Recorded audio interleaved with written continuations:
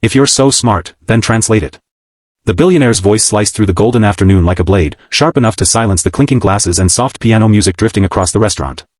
In that single humiliating moment, every eye turned toward the young waitress standing beneath the crystal chandeliers, her hands trembling slightly as she held an old, leather-bound notebook. The wealthy guests expected her to shrink, to apologize, to disappear. Instead, what happened next would leave them breathless. Before we begin, if you believe in kindness, second chances, and the power of quiet strength, please take a moment to like this video, share it with someone who needs hope today, comment your thoughts, and subscribe to Pure Kindness. Your support helps these stories reach hearts that need them most. It was a bright, sunlit afternoon in early spring when the incident unfolded at La Mirabelle, the most luxurious restaurant in the city. Sunbeams filtered through tall windows, illuminating white tablecloths and polished silverware. Aria Bennett, 24 years old with thoughtful gray eyes and honey blonde hair tied neatly into a low ponytail, moved gracefully between tables in her navy blouse and crisp white apron. To the guests, she was just another server. To herself, she was a survivor. Aria had grown up with a single mother who worked double shifts as a nurse.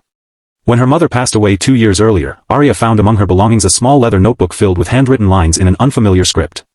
Her mother had once told her it was an ancient dialect she studied in college but never finished translating. Aria kept the notebook as a treasure, a reminder of unfinished dreams. During quiet breaks at work, she would study the script, slowly teaching herself its meaning through research and borrowed library books. That afternoon, one of the restaurant's most powerful regulars, billionaire tech mogul Victor Langford, was hosting a business lunch. Tall, impeccably dressed in a tailored charcoal suit, Victor carried the effortless arrogance of someone who had never been told no. He prided himself on speaking several languages and enjoyed testing others' knowledge to assert dominance. When Victor noticed the worn notebook peeking from Aria's apron as she refilled his wine glass, curiosity twisted into mockery. He asked about it, and when she quietly explained it belonged to her late mother and that she was trying to translate it, his lips curved into a skeptical smile. Without warning, he demanded she prove it. The room grew still, the midday sunlight suddenly feeling harsh.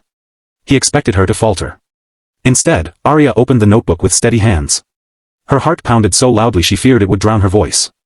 She had spent countless nights hunched over her kitchen table, cross-referencing symbols, whispering pronunciations into the dark. Now, under the gaze of wealthy strangers, she began to translate. Her voice was soft but clear.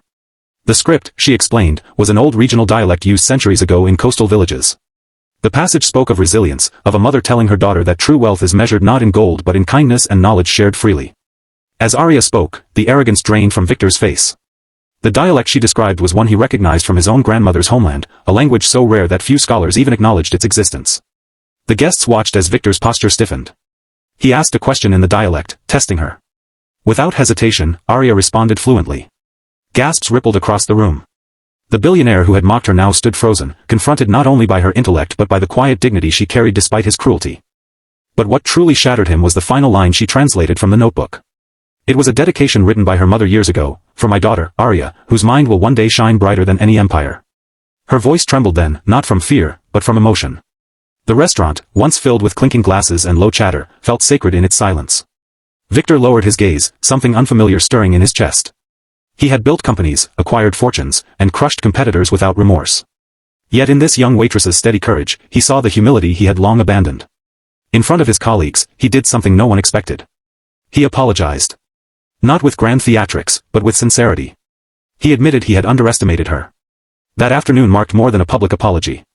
Victor later funded a linguistic research grant in Aria's mother's name, ensuring the dialect would be preserved and studied.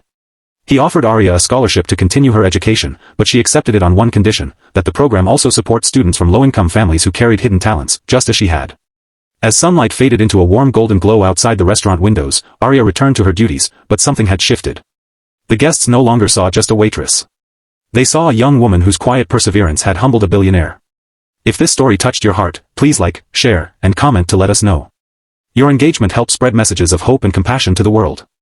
And before we close, I have a special request. Comment the word resilience if you believe kindness and knowledge are greater than wealth. Sometimes, the most powerful translations are not of language, but of the human heart. And on that bright afternoon, beneath sparkling chandeliers and watchful eyes, a billionaire learned that true intelligence shines brightest when it is wrapped in humility.